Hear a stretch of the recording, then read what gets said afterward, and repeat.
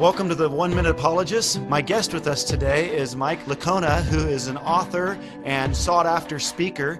He has co-authored a book on the resurrection with Gary Habermas. It's good to be with you, Mike. Well, you too. Thanks. Hey, listen, if you could just help us to understand this idea of the resurrection. We know it's been under attack ever since it's happened.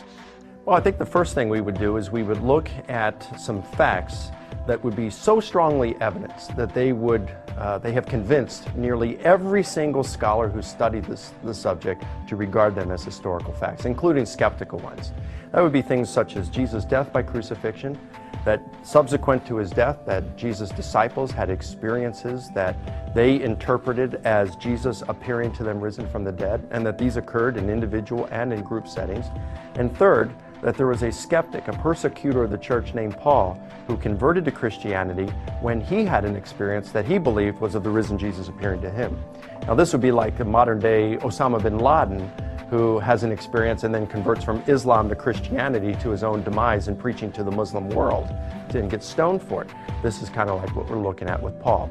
So now as historians, what we want to do is we want to come up with a hypothesis that will best explain these three facts.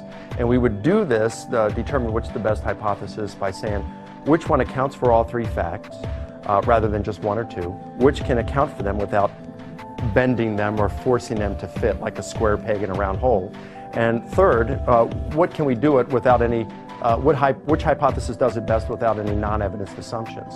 And the resurrection beats the others hands down. So for example, the leading naturalistic explanation, hallucinations, it can account for Jesus' death by crucifixion. It can account for the appearances to individuals, but not the group appearances, because hallucinations are not group phenomena. And it can't account for the appearance to the skeptic Paul because he wasn't in a state of grief. So, I mean, you could kind of force those to fit, but then you lose explanatory power because you're forcing them to fit. With resurrection, all three fit very easily. If Jesus rose from the dead, it explains his death by crucifixion, why numerous people in individual and group settings believe they saw him risen from the dead, and why even a skeptic saw him risen from the dead. So historically speaking, forget, assuming that the Bible is trustworthy in any manner. Just taking the facts upon which most everybody agrees on, you can come to the resurrection of Jesus as the best explanation, and thus we should regard it as an event that occurred in history.